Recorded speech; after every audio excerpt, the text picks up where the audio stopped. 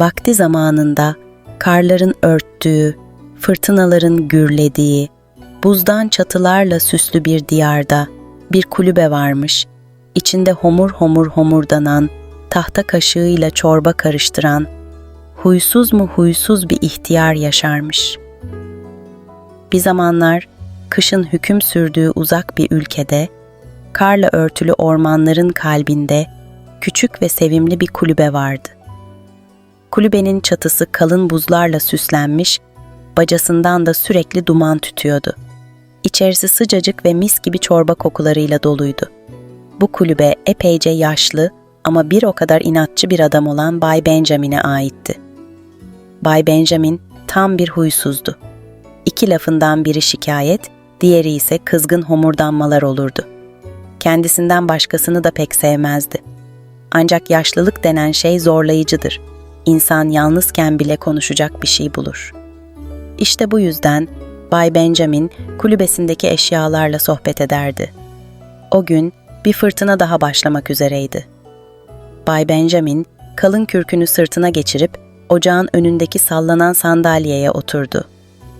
Karşısında asılı olan bakır çorba kepçesine bir bakış fırlattı. "Yine mi yalnızız kepçe? Beni çorbaya mı boğacaksın bu akşam?" dedi huysuz bir tonla. Bakır kepçeden cevap gelmedi tabii ama Bay Benjamin kendi cümlelerine gülmeye başladı. Tam o sırada dışarıdan bir takırtı sesi duyuldu. Ses öyle ani ve netti ki Bay Benjamin sandalyeden neredeyse düşüyordu. "Hırsızlar mı?" diye fısıldadı. Sonra ciddileşip öfkeyle homurdandı. "Bu da kimmiş? Kışın ortasında kapımı kıracak. Neyse ki kulübedeki her şey benden daha eski. Alacak bir şey bulamazlar." Yaşlı adam bir an tereddüt ettikten sonra kalın tahta kapıya doğru yürüdü. Elinde koca bir tahta kaşık vardı. Görseniz elindeki kaşık sanki bir silah gibi taşınıyordu. Kapıya yaklaştığında tekrar bir takırtı sesi geldi. Derin bir nefes alarak kapıyı araladı ve bir kar yığınına saplanmış adam gördü. Adam uzunca, zayıf bir yapıya sahipti ve yüzünde abartılı bir gülümsemeyle karları silkelerken Bay Benjamin'e doğru elini salladı. "Merhaba, selam, şu kapıya bir kütük koymuşsunuz sanırım. Ayağım takıldı," dedi adam neşeli bir tavırla. Bay Benjamin kaşığını biraz daha sıkarak cevap verdi. "Kış fırtınasının ortasında kim olursun da benim kapımı çalarsın, hı?" "Özürler, adım Thomas, gezgin bir hikaye anlatıcısıyım. Bu kış beni yutacak gibi duruyordu. Işığınızı görünce yardım istemek için geldim." "Hikaye anlatıcısı mı? Saçmalık. İnsanların kışın ortasında yapacak işi olmaz mı?" diye tersledi Benjamin. Ancak Thomas, Bay Benjamin'in huysuzluğunu pek ciddiye almamış gibi davranıyordu. Bir anda ellerini ovuşturup sırıtarak ekledi. "İnanın, içeride bir kase sıcak çorba ve bir tabureye razıyım. Ayrıca kulübenizin içinden gelen kokular. Açıkçası çorbalarınız ünlü mü?" "Ünlü mü? Benim çorbam mı?" diye sinirle hırladı Benjamin. "Ben çorbayı sadece kendim için yaparım." Ama Thomas, tatlı diliyle ve o yüzsüz gülümsemesiyle kapının ağzında beklemeye devam etti. Fırtına giderek artıyordu ve Bay Benjamin bir süre sonra bu neşeli gezginin donarak ölmesini istemediğini fark etti. "İçeri gir bakalım ama fazla konuşmak yok. Benim evimde sessizlik kanundur." Thomas bu daveti bir lütuf gibi karşılayarak içeri girdi ve ellerini hemen sobanın üzerinde ısıtmaya başladı. Kulübenin içi dışarıdaki fırtınaya rağmen sıcacık ve huzurluydu. "Biliyor musunuz Bay Benjamin, burası çok güzelmiş. İçerisi bir hikayeye bile konu olabilir," dedi Thomas sandalyesine yerleşerek. Bay Benjamin kaşlarını çatarak tahta kaşığını salladı. "Bana bak genç adam, sen bir hikaye anlatıcısıysan otur ve sessizce çorbanı iç. Benim kulübemde destan anlatacak ne bulacaksın?" Thomas yine o sırıtışıyla cevap verdi. "Belki de çorbanız bir efsaneye dönüşecek. Neyse, önce tadına bakayım da." Bay Benjamin mırıldanarak çorba kasesini önüne koydu. Ama adamın neşeli halleri aklını bulandırıyordu. Kimdi bu adam? Ve neden bu kadar mutluydu? Fırtına kulübeyi sararken yaşlı Benjamin'in yalnız günlerinin huzuru tuhaf bir şekilde bozulmuştu. Böylece Benjamin ve Thomas'ın ilk buluşması başlamış oldu. Ama bu kulübede anlatılacak daha çok olay vardı ve Bay Benjamin misafirini kovamayacağını anlamakta gecikmeyecekti. Bay Benjamin o gece Thomas'a bir köşeye eski bir battaniye atarak yatacak yer gösterdi. Kendi yatağına giderken hala söyleniyordu. Gelmiş bir de hikaye anlatıcısıymış. Bu devirde kimin hikaye dinleyecek vakti var ki? Thomas ise sobanın yanında uzanmış, büyük bir keyifle tavanı izliyordu. O kadar mutluydu ki sanki fırtına onu bu küçük kulübeye sürüklediği için Tanrı'ya teşekkür ediyordu. Sabah olduğunda Bay Benjamin her zamanki gibi erken kalktı. Sobayı tekrar yakmak için kalkarken Thomas'ın horultularını duyunca yüzü ekşidi. Genç adam battaniyenin altında garip pozisyonlarda uyuyordu. Benjamin homurdanarak mırıldandı. "Görüyorsun ya Kepçe, bu adam da bizimle kalmaya niyetli." Bakır Kepçe cevap vermese de Benjamin onun "ben demiştim" diyen bir ifade takındığını düşünerek kaşlarını çattı. Ne var ki sabah sessizliği fazla uzun sürmedi. Çünkü Thomas sobanın çıtırtısını duyar duymaz uykusundan sıçrayıp neşeli bir şekilde bağırdı. "Ah, sabah mı oldu? Gözlerime inanamıyorum. Kulübeniz sabah ışığında daha da sevimli görünüyor." "Sevimli mi?" diye homurdandı Bay Benjamin. "Bu kulübe sevimli falan değildir. İçi buz gibi. Hem sen hala burada mısın?" Thomas gülümseyerek kalkıp battaniyeyi katladı. Ardından ellerini ovuşturarak sobanın başına geçti. "Bay Benjamin, sizin gibi iyi kalpli bir adamla tanıştığım için şanslıyım." "İyi kalpli mi?" diye sertçe kaşlarını çatan Benjamin bir anda boğazını temizledi. "Bana bak genç adam, sen bu tür sözlerle beni kandıramazsın. Burada kalmaya devam edeceksen çalışacaksın.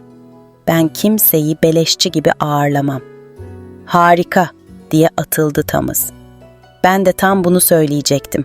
Size yardım etmek isterim. Mesela bir hikaye anlatayım mı?" Bay Benjamin'in yüzü bir anda asıldı.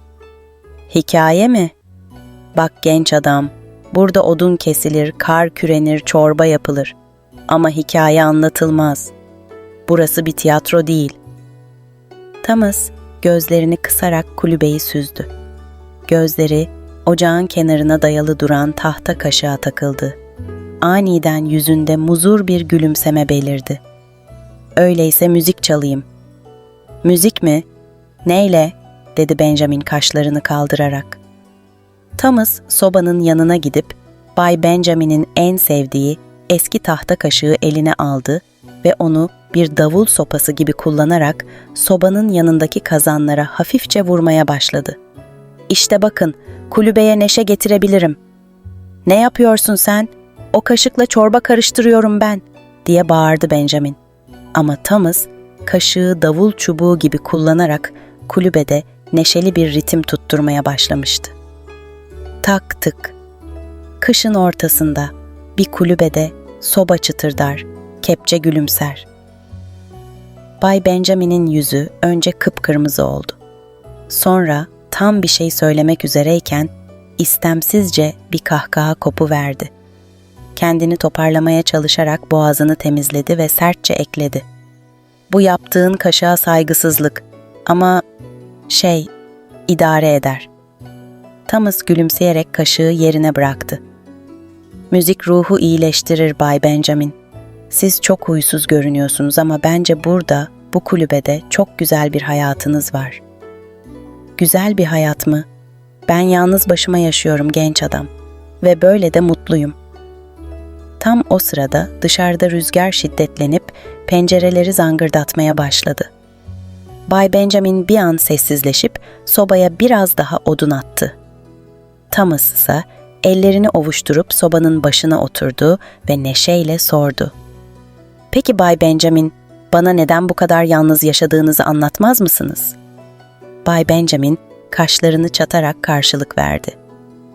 "Anlatacak bir şey yok. İnsanlardan uzak durmak en iyisi. Ama insanlar hikayeleri sever Bay Benjamin.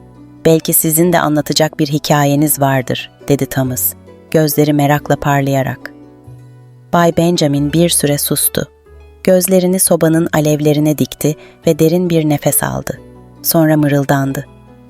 Bu kaşığı bile hikaye anlatanlara teslim ettik ya. Thomas kahkahasını zor tuttu ama yaşlı adamın bakışlarında bir sıcaklık sezdi. Belki bu huysuz ihtiyar, düşündüğünden çok daha yumuşak bir kalbe sahipti. Böylece ikinci gün, Bay Benjamin'in inatçı yalnızlığını bozan Thomas'ın neşesiyle geçmiş oldu. Fırtına dışarıda hala devam ederken, kulübenin içi kahkahalar ve tahta kaşığın yankısıyla dolmuştu. Fırtına 3. günde hız kesmeden devam etti. Karlar artık kulübenin yarısını örtmüştü ve Bay Benjamin'in huysuzluğu da bu durumla orantılı olarak artmıştı. Thomas ise her şeye rağmen neşesini hiç bozmuyor, sobanın başında oturup bir yandan Bay Benjamin'e yardım teklif ederken bir yandan da hikayeler anlatıyordu.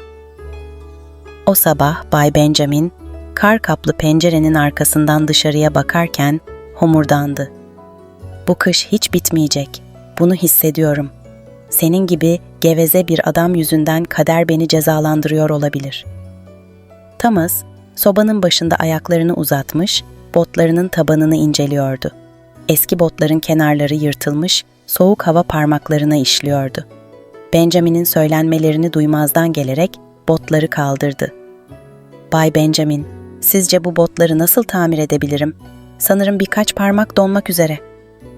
Bay Benjamin döndü ve botları görünce yüzü ekşidi. Ne biçim bot bunlar? Bunlarla mı geziyorsun sen kış vakti? Ah eski dostlar, dedi Thomas gülerek. Her macerada yanımda oldular. Ama galiba bu maceranın sonuna geldiler. Bunları tamir etmeye değmez. Bir bez parçasından farkı yok, diye çıkıştı Benjamin. Burada boş boş oturacağına çıkıp kar küresen, biraz işe yararsın. Hem hareket edersen ayakların donmaz. Thomas, Bay Benjamin'in sözünü pek ciddiye almadan gözlerini devirdi. Kar küremek mi? Fırtınanın tam ortasında mı? Biraz abartmıyor musunuz Bay Benjamin?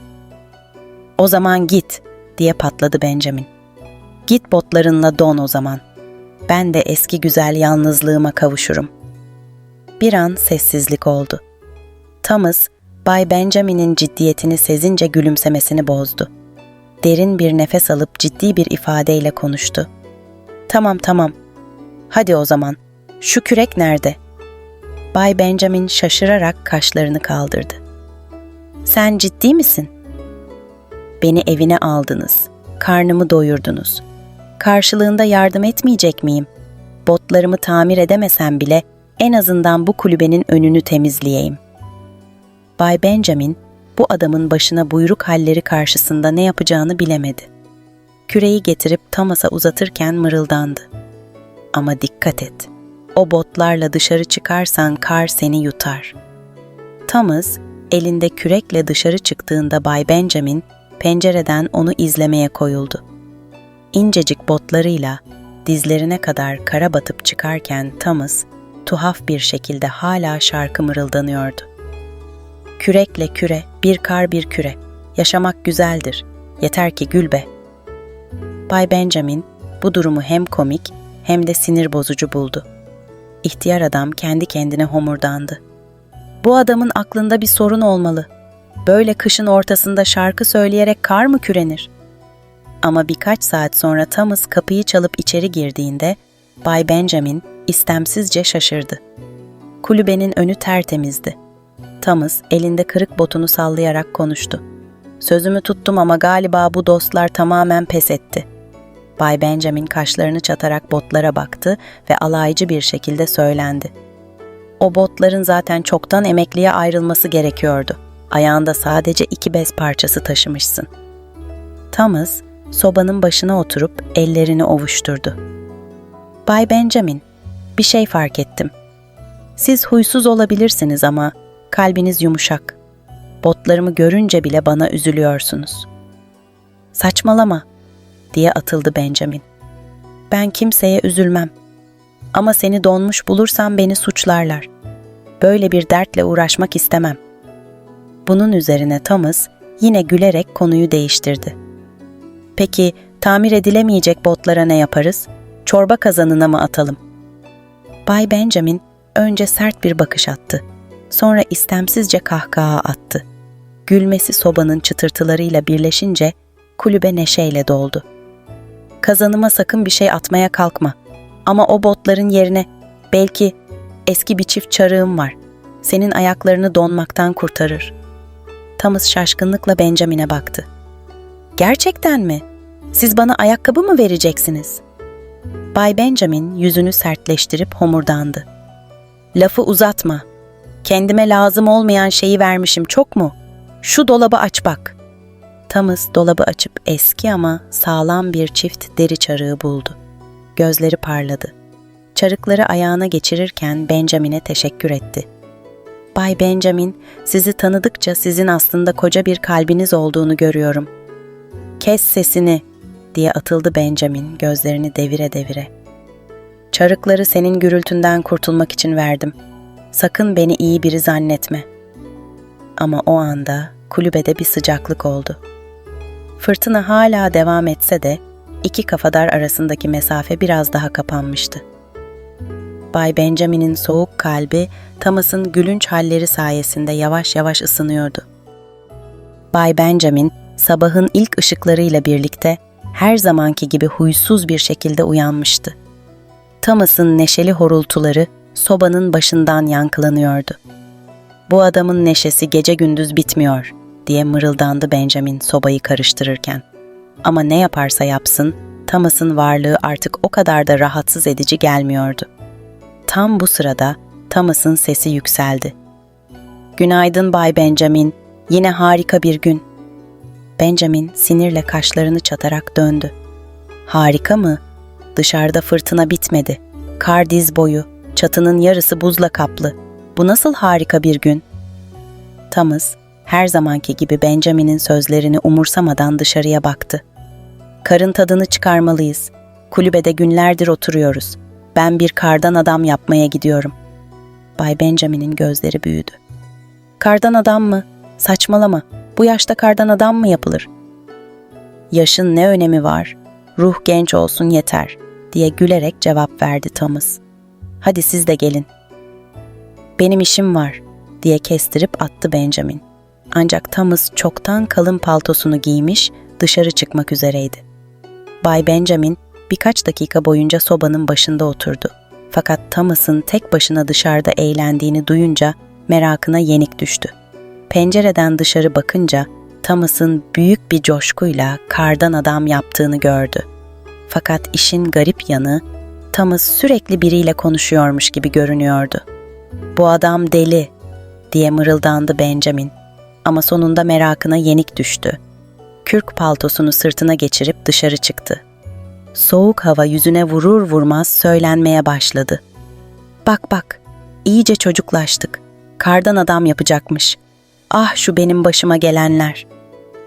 Dışarı çıktığında Thomas onu neşeyle selamladı. Bay Benjamin, tam zamanında geldiniz. Sizinle birini tanıştırmak istiyorum. Benjamin, karların arasında duran koca kardan adama bakıp kaşlarını çattı. Ne saçmalıyorsun sen? Bu bir kardan adam, Thomas. Tanıştıracak bir şey yok. Thomas, ciddi bir ifadeyle Benjamin'in kulağına fısıldadı. Ama bu sıradan bir kardan adam değil. Bu adam, Sir Karbeyaz. Kendisi kulübenin önündeki huzuru sağlamakla görevli. Delirmişsin, diye homurdandı Benjamin, ellerini ceplerine sokarak. Tam o sırada küçük bir karga ağaçtan uçarak kardan adamın kafasına kondu ve Benjamin'in yüzüne dik dik bakmaya başladı. Benjamin'in huysuzluğu 2 katına çıktı. Bak şimdi, senin yüzünden kargalar bile rahatımızı bozuyor. Thomas kargayı göstererek kahkahasını tutamadı. Gördünüz mü? Sir Karbeyaz'ın yardımcısı bile geldi. Çok önemli bir görevdeler. Kargaya yardımcı mı diyorsun? Thomas, ben böyle saçmalık görmedim. Ama tam o anda karga bir gak sesi çıkardı ve Thomas'a doğru bir hamle yaparak Bay Benjamin'in eski püskü şapkasını gagasıyla kaptı. Benjamin bir anda öfkeden deliye döndü. "Şapkamı geri ver pis kuş, o benim 20 yıllık şapkam."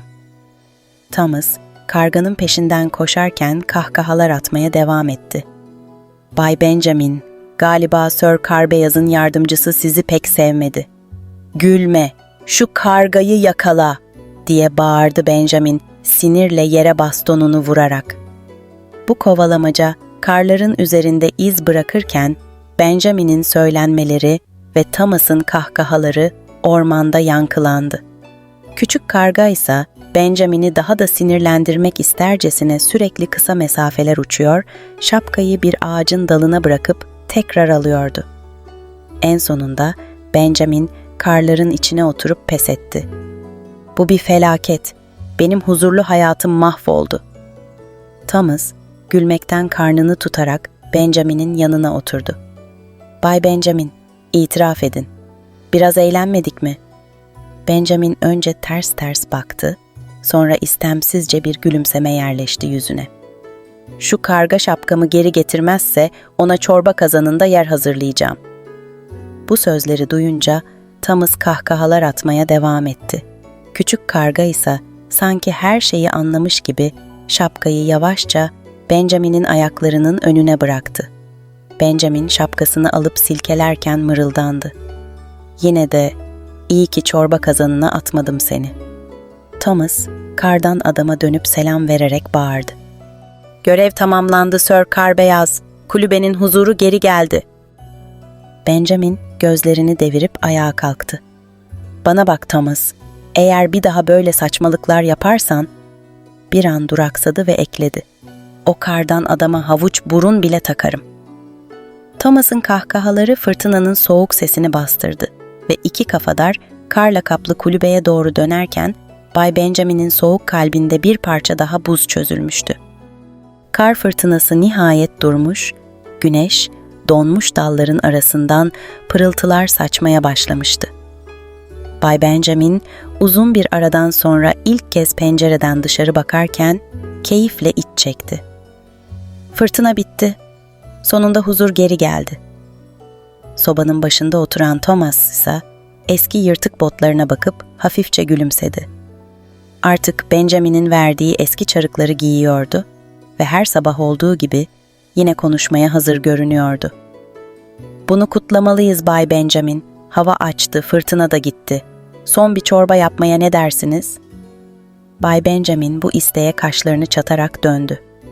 "Son çorba mı? Bu nasıl laf şimdi?" Thomas hafifçe başını eğerek Benjamin'e ciddiyetle baktı. "Sanırım artık yola çıkma vakti geldi. Güneş açtı, yollar da açılacak. Bu küçük kulübede geçirdiğim günler hayatımın en güzel günleriydi ama bir hikaye anlatıcısının yolu uzun olur." Benjamin önce hiçbir şey söylemedi. Sobanın çıtırtıları kulübede yankılanırken eski huysuzluğuna sığınmak ister gibi başını öne eğdi. Sonra alaycı bir sesle mırıldandı. "Kendini biraz fazla övüyorsun. Bu kulübe o kadar da harika bir yer değil." "Harikaydı," diye yumuşak bir sesle cevap verdi Thomas. "Sizinle tanıştım. Huysuz ama koca yürekli bir adamla. Size minnettarım, Bay Benjamin." Bu sözler üzerine Benjamin ne diyeceğini bilemedi. Bir süre sessizce ocağın başına geçti. Eski bakır kepçesini aldı ve bir kazan çorba yapmaya koyuldu. Thomas'ın keyifli sessizliği Benjamin'in her hareketini bir ritim gibi izliyordu. Sonunda çorba hazır olduğunda Benjamin 2 kaseyi sobanın önüne koyarak Thomas'a sert bir bakış attı. "Gitmeden önce şu çorbayı iç, şu dilin biraz dinlensin." Thomas gülerek kaselere uzandı. "Bu, birlikte içtiğimiz en güzel çorba olacak, Bay Benjamin. Söz veriyorum." Çorbayı içerken ikisi de sessiz kaldı. Arada sobanın hafif çıtırtıları dışında hiçbir ses yoktu. Thomas, kaşığını bırakıp gülümseyerek Benjamin'e döndü. "Peki Bay Benjamin, ben gidince ne yapacaksınız?" "Ne yapacağım mı?" diye sertçe kaşlarını çatan Benjamin hemen ardından duraksadı. O an kulübenin eski sessizliğini düşündü.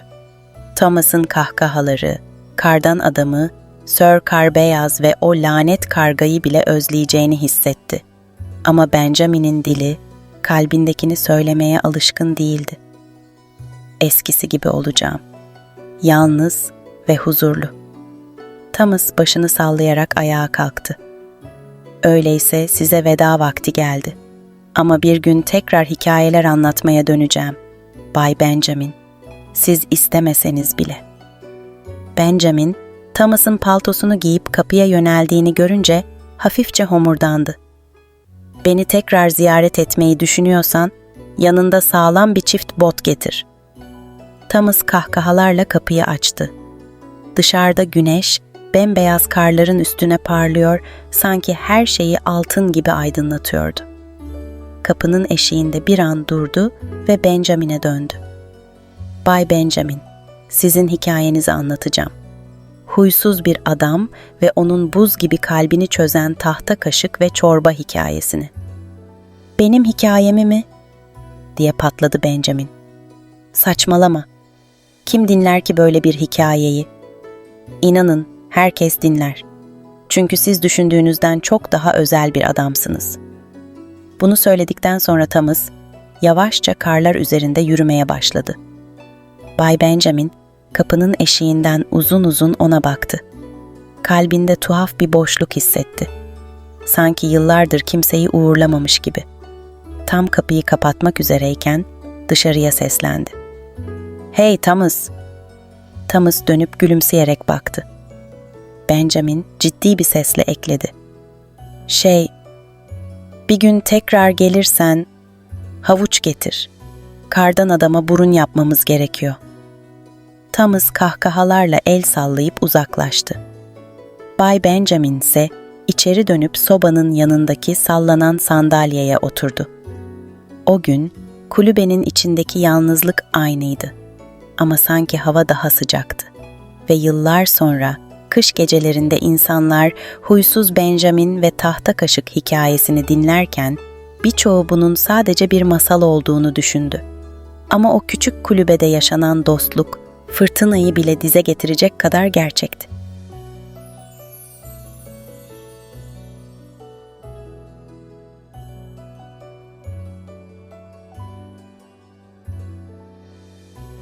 Evvel zaman içinde, kalbur saman içinde, buzdan yollar, kardan duvarlar arasında minicik bir kuş kanadını çırparken bir marangozun yüreğinde umut yeşermiş. Dostluk, dayanışma ve baharın türküsü bir köye can vermiş. Küçük, şirin bir köyde kış ayları her zaman aynıydı. Kar yağışı ince ince başlar, günlerce hiç durmazdı. Dağların yamacına kurulmuş bu köyün taş evlerinin bacalarından tüten dumanlar, sanki beyaz örtüye çizilmiş incecik fırça darbeleri gibiydi. İnsanlar bu dönemde evlerine kapanır, ocak başında oturur ve pencerelerden dışarıyı seyretmekten başka bir şey yapmazdı. Sokaklar ıssız, orman sessizdi. Bu köyde Ali adında bir marangoz yaşardı. Ali gençti. Elleri güçlü, kalbi yumuşaktı. Ahşaba hayat verir, eski eşyaları tamir eder ve neşeli şarkılar mırıldanarak işini yapardı. Ancak bu kış Ali'nin atölyesi her zamankinden sessizdi. Çünkü kimse bu dondurucu havada dışarı çıkmazdı. İşler durmuş, hayat yavaşlamıştı. Ali'nin en sevdiği zamanlar, sabahları penceresine vuran küçük bir kuşla geçirdiği anlardı. Her sabah o kuş ince gagasıyla buz tutmuş cama vurur, Ali'yi uyandırırdı. Ali, bu küçük dostuna Çıtırtı adını takmıştı. Ne de olsa kışın sessizliğinde bir tek onun sesi duyuluyor, derdi kendi kendine. Her sabah sıcak bir ekmek kırıntısını pencerenin kenarına bırakır, kuşun gagasındaki telaşlı hareketini izlerken gülümserdi. O sabah da Ali erkenden uyanmış, bir süre pencereyi seyretmişti. Dışarısı bembeyaz. Kar taneleri adeta birer ipek ipliği gibi süzülüyordu gökten.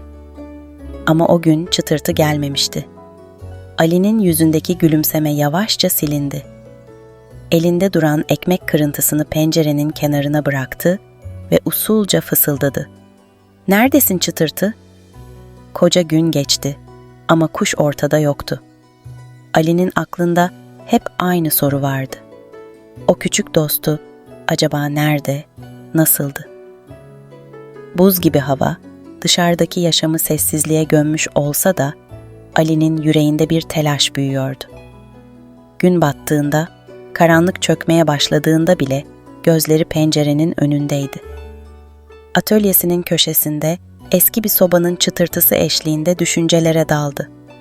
Ertesi günde aynıydı. Sonraki günde. Çıtırtı bir daha gelmedi. Köydeki insanlar Ali'nin bu sessizliği fark etmişti. Mahalle kahvesinde toplanan ihtiyarlar fısıldaşarak konuşuyordu. O çocuk pencere kenarına bir şeyler bırakıp duruyor. Bir kuş için üzüldüğünü duydum. Ne tuhaf şu gençler, ne kuşu. Ali, ne derlerse desinler, umursamadı.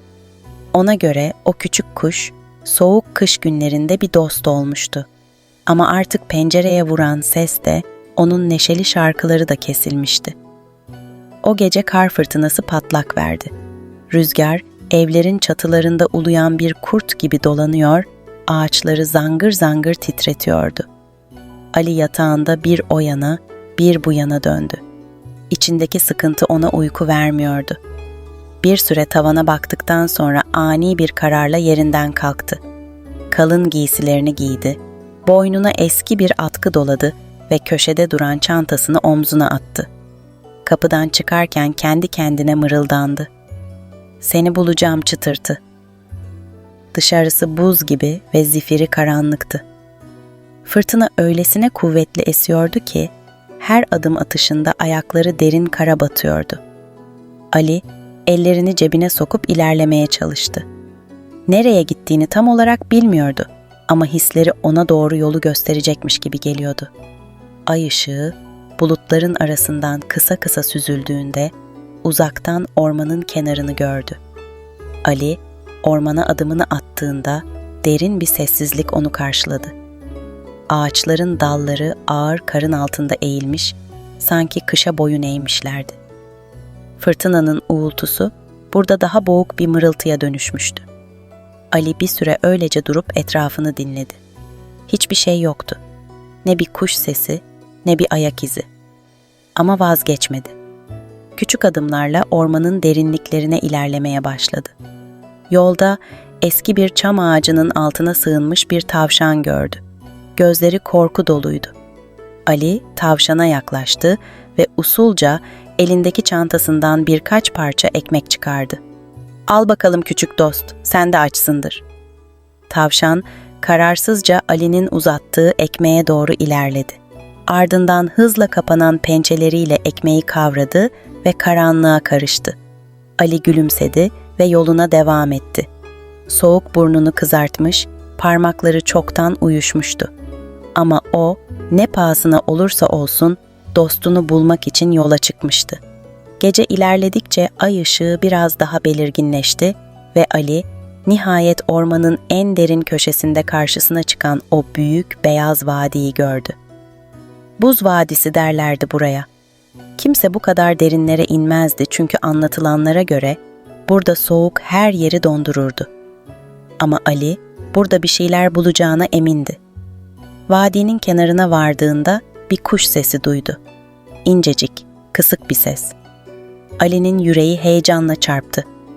"Çıtırtı, sen misin?" Ses vadinin içlerinden geliyordu. Ali derin bir nefes aldı ve vadinin karla kaplı yamaçlarına doğru yürümeye başladı. Ne soğuk, ne korku, ne de karanlık onu durdurabilirdi. Çünkü bir dostu bulmak, bir hayatı kurtarmak her şeye değerdi.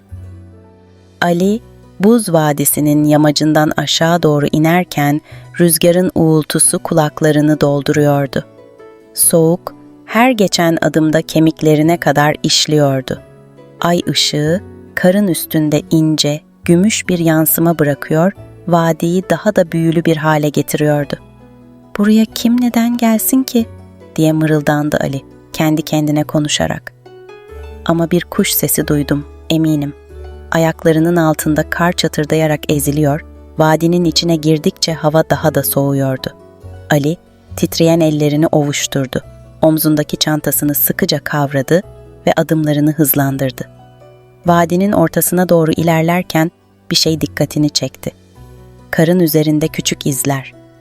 Ayak izi mi bunlar, yoksa kuşun kanat izleri mi? Ali eğilip dikkatlice izlere baktı. Bunlar kuşa ait olamazdı. Çünkü izler minik patilere benziyordu.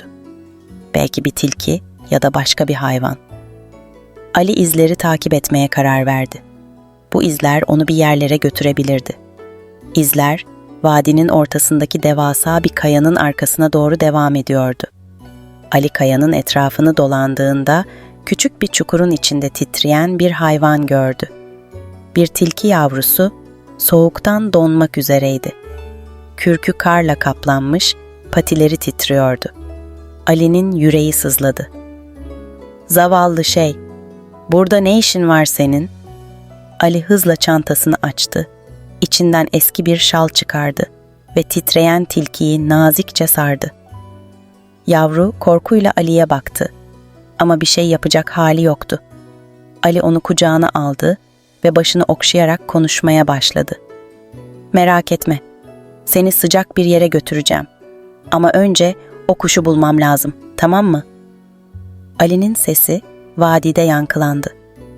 Rüzgarın arasında bir anda yine o ince kuş sesi duyuldu. Ali hemen başını çevirdi. Bu sefer ses çok yakından geliyordu. Tilkiyi sıkıca sararak sesi takip etti. Vadinin ortasında karla kaplı bir ağacın dalında incecik bir kuş oturuyordu. Ali gözlerine inanamadı. İşte çıtırtı. Ama kuşun hali de pek iyi değildi. Tüyleri kabarmış, kanatları sarkmıştı.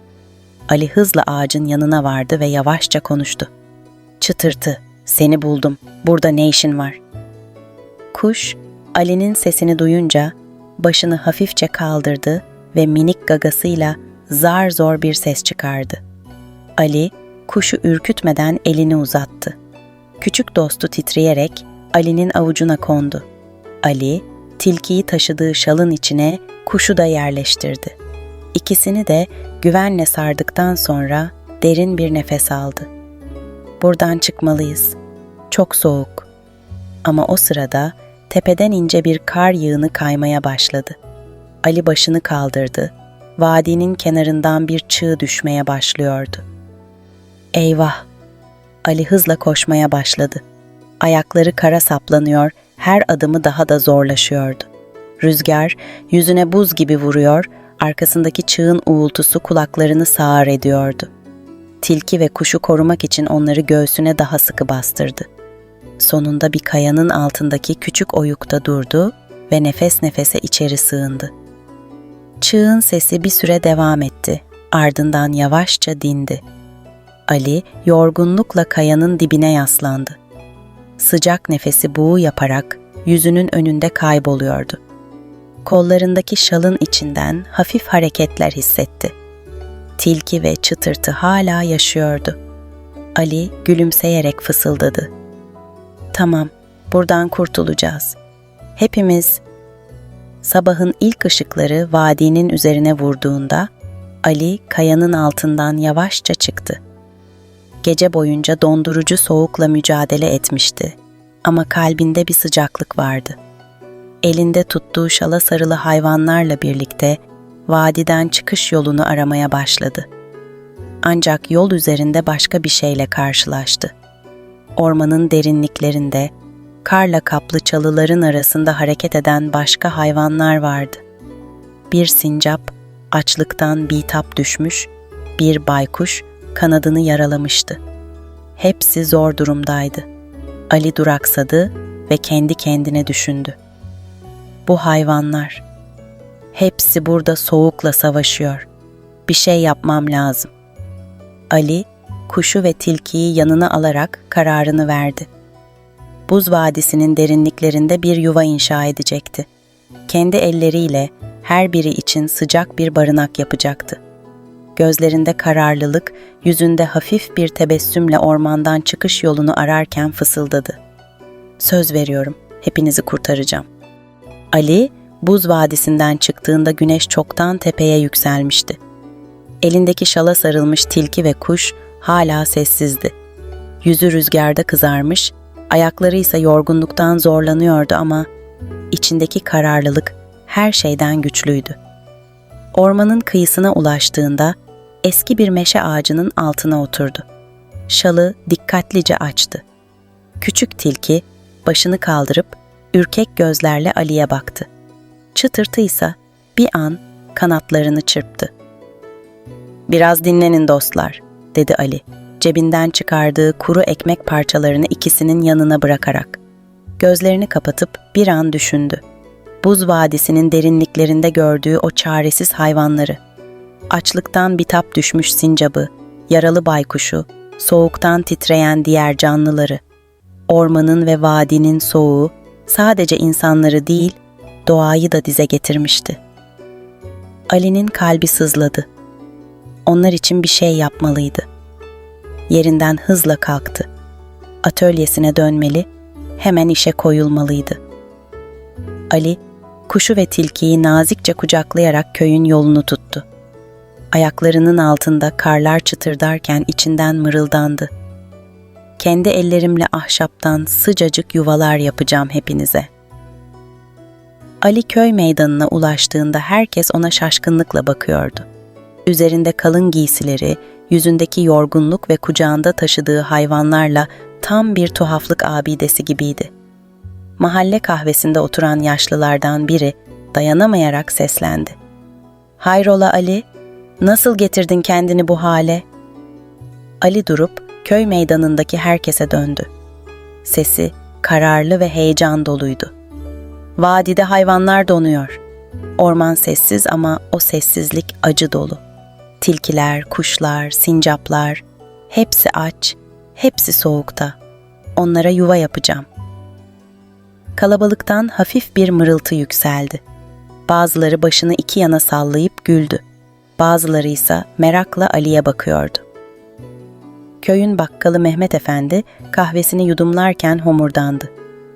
"Koca kışta kimin aklına hayvanlara yuva yapmak gelir Ali? Sen de iyice şaşırdın bu aralar." Ali umursamadan yoluna devam etti. Atölyesine vardığında çantasından çıkardığı tilkiyi eski sobanın kenarına yerleştirdi, çıtırtıyı ise pencere kenarına bıraktı. İkisini de ısıtmak için sobayı harladı. İçini kaplayan sıcaklıkla ahşap raflarına ve aletlerine baktı. "İş zamanı." Ali gece gündüz demeden çalışmaya başladı. İncecik tahtalar kesiyor, küçük çiviler çakıyor, her bir yuva için bir avuç sevgi katıyordu. Bazen tilki sobanın kenarından merakla onu izliyor, çıtırtıysa pencerenin önünden hafifçe ötüyordu. Bu sesler Ali'nin yalnızlığını unutturuyordu. Bir akşamüstü Ali'nin yaptığı yuvaları görmeye gelen köyün çocuklarından biri heyecanla bağırdı. "Bu küçücük evler çok güzel Ali abi. Onları nereye koyacaksın?" Ali elini çırpıp çocuklara döndü. Gözleri mutlulukla parlıyordu. "Ormana, hepsini ormana taşıyacağız. Hayvanların sığınacağı yuvalar olacak bunlar." Çocukların gözleri parladı. Köyde kışın bu sıkıcı günlerinde bir eğlence bulmuş gibiydiler. Ali bir anda kendisini çocuklara yuva yapmayı öğretirken buldu. Küçük eller tahtaları taşıyor, çekiçleri beceriksizce sallıyor ama herkes gülüyordu. Atölye kahkahalarla dolup taşmıştı. Ertesi sabah Ali ve bir grup çocuk ellerinde minik yuvalarla ormana doğru yola çıktı. Çocukların arkasında köy halkından birkaç kişi de vardı. Kimisi meraktan, kimisi şu deliği bir izleyelim düşüncesiyle gelmişti. Ormana ulaştıklarında Ali herkese seslendi. "Bu yuvaları ağaçlara, çalılıkların arasına, güvenli yerlere yerleştireceğiz. Hayvanlar burada kışın soğuğundan korunacak." Çocuklar heyecanla koşuşturdu. Ali ise herkesin işini kolaylaştırmak için elleriyle yuvaları tek tek yerleştiriyordu. Gülüşmeler, düşen çekiç sesleri, ağaçlara tırmanan çocukların kahkahaları ormanın sessizliğini kırmıştı. Köyün yaşlılarından Mehmet Efendi bu manzarayı görünce başını iki yana salladı ama yüzünde hafif bir tebessüm belirdi. Ali haklıymış galiba. Şu çocuklara bak, neşe saçıyorlar. Ali ve köylüler o gün ormanın her köşesine onlarca yuva yerleştirdiler. Gün batarken herkes yorgun ama mutluydu. Ormanın derinliklerine yuvaların arasında bir sessizlik çökmüştü. Fakat bu sefer o sessizlik umudun sesiydi. Ali bir ağacın altına oturup başını kaldırdı. Gözleri yavaşça karanlık gökyüzüne takıldı. Çıtırtı, diğer kuşlar gibi yuvasında mışıl mışıl uyuyordu. Ali derin bir nefes aldı. İçini bir huzur kaplamıştı. Biliyorum, bahar gelecek. Hepimiz için. Kış her zamanki gibi soğuk ve çetin geçiyordu. Ama Ali'nin ormana kurduğu minik yuvalar sayesinde bir şeyler değişmişti.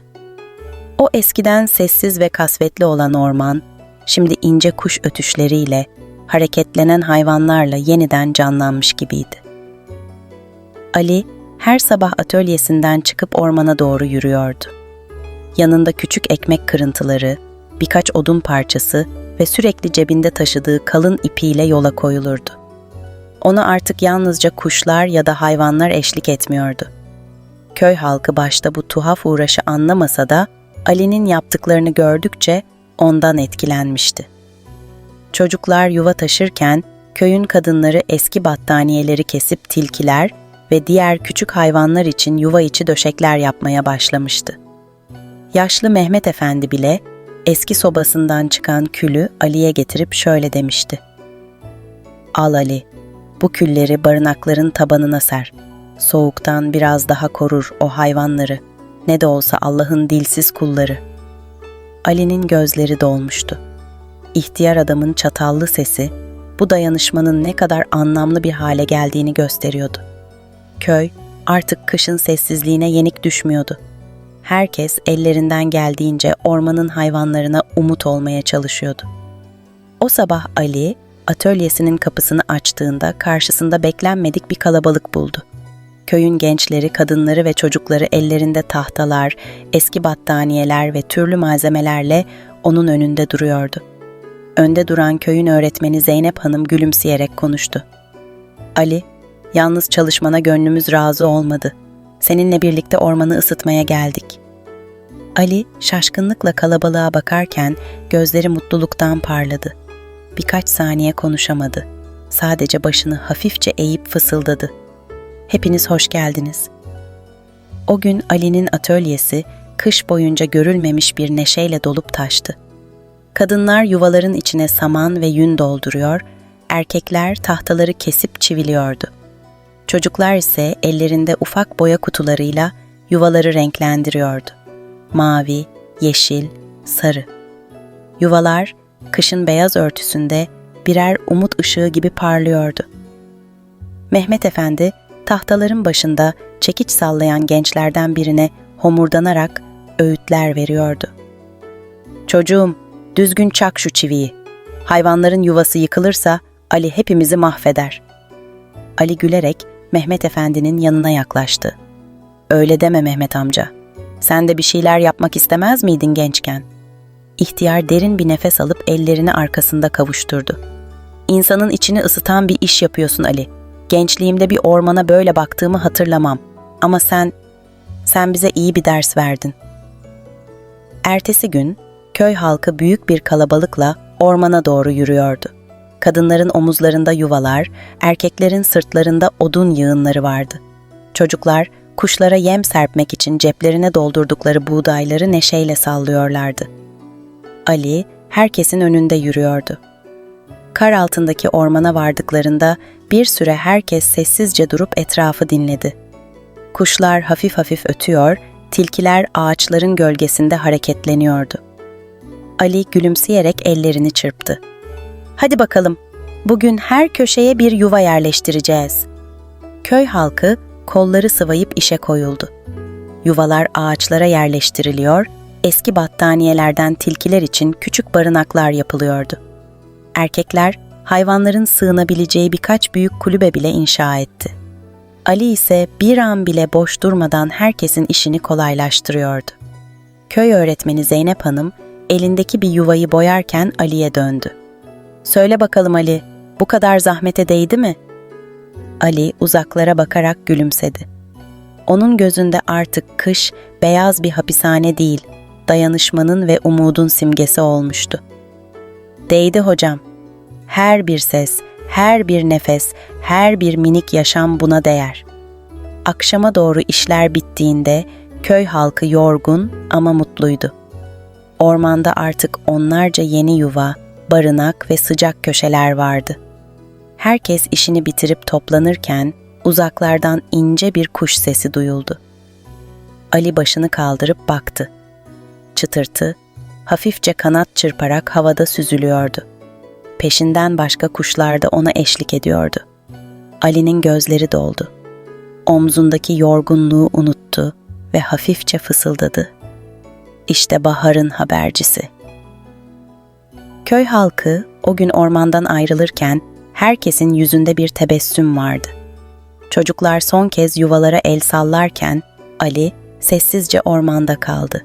Sobanın etrafında ısınan tilki, pencerenin önünde öten çıtırtı ve şimdi yuvalarında güvenle yaşayan diğer canlılar. Her şey ona bir anlam vermişti. Ali başını kaldırıp yıldızlarla dolu gökyüzüne baktı. Bahar gelinceye kadar burası emin ellerde. Kış bu kez yalnız değildi. Günler birbirini kovaladı. Kış yavaş yavaş gücünü yitirmeye başladı. Kar taneleri artık eskisi kadar yoğun yağmıyor, ağaçların dallarından aşağıya doğru damlayan sular köy halkına baharın yaklaştığını müjdeliyordu. Buz vadisinde kurulan yuvalar ve barınaklar, ormanın sessiz sakinlerine sıcak birer yuva olmuştu. Ali her sabah yuvaları kontrol etmek için ormana gidiyor, ağaçların arasında minik hayvanları görünce içini büyük bir huzur kaplıyordu. Çıtırtı, o soğuk gecelerde Ali'nin bulup getirdiği küçük kuş artık eskisi gibi canlı ve neşeliydi. Ali'nin atölyesinin penceresine konuyor, her sabah gagasıyla camı tıklatıyordu. "Hadi bakalım dostum, bahar geldi mi dersin?" diyordu Ali gülümseyerek. Köy halkı da bu değişimi fark etmişti. Kadınlar artık kışlık giysilerini kaldırmaya, çocuklar sokaklarda koşturmaya başlamıştı. Yaşlı Mehmet Efendi kahvenin önünde otururken cebinden eski saatini çıkardı ve gülümseyerek mırıldandı. "Bu kış bambaşka geçti. İlk defa bir şeyler değiştirdiğimizi hissettik. Helal olsun Ali'ye." Baharın ilk günü köy meydanında herkes neşeyle toplanmıştı. Erkekler banklara oturmuş, kadınlar küçük sepetlerde taze pişmiş çörekler getirmişti. Çocuklar ceplerinde getirdikleri yemleri ormanın kenarına serpiştirip koşturuyordu. Köy öğretmeni Zeynep Hanım ellerini çırparak kalabalığa seslendi. "Herkes burada mı? Bugün Ali'ye teşekkür etme günü." Kalabalığın içinden birkaç kişi gülümseyerek mırıldandı. "Ali'ye teşekkür mü? O olmasa bu baharı görmezdik." Ali, utangaç bir ifadeyle atölyesinin kapısında belirdi. Elinde eski, cilalanmış bir tahta parçası taşıyordu. Bu tahta parçası üzerine oyulmuş ince bir yazı vardı. Dayanışma Ormanı. Ali, kalabalığa doğru yürüdü ve konuşmaya başladı. Sesi her zamanki gibi yumuşak ve samimiydi. "Bu orman bizim için sadece bir yer değil. Orası biz insanlar için bir ders oldu. Birlik olunca neler yapabileceğimizi gösterdi. Küçücük yuvalar, minicik hayatlar. Onları korudukça aslında kendimizi de koruyoruz." Kalabalık alkışlarla Ali'yi destekledi. Yaşlı Mehmet Efendi ayağa kalktı. Bastonuna dayanarak gülümsedi. "Helal olsun be oğlum. Bu yaşta senin sayende yeni bir şey öğrendik. Koca köyü ayağa kaldırdın." Ali mahcup bir gülümsemeyle başını eğdi ve elindeki tahtayı meydanın ortasındaki eski ağacın altına yerleştirdi. Artık köyün ve ormanın simgesi olmuştu bu isim. Dayanışma Ormanı. O günün akşamında Ali atölyesinin önündeki eski taburesine oturdu. Gökyüzü yavaş yavaş mora, turuncuya bürünüyor, rüzgar artık buz gibi değil, baharın yumuşak nefesi gibi esiyordu. Çıtırtı her zamanki gibi pencerenin kenarına konmuştu. Ama bu kez yalnız değildi. Peşinden başka kuşlar da gelmiş, pencerenin önünde bir cıvıltı korosu oluşturmuştu. Ali'nin gözleri doldu. Derin bir nefes alıp gökyüzüne baktı. "Hoş geldiniz, baharın habercileri." Bir anda atölyenin arkasından çocukların sesleri yükseldi. "Ali abi, kuşlar geri dönmüş." Ali gülerek ayağa kalktı ve çocukların yanına koştu. Gökyüzünde onlarca kuş kanat çırpıyordu. Hepsi aynı yöne, buz vadisine doğru uçuyordu. Orman artık baharın sesiyle uyanmıştı.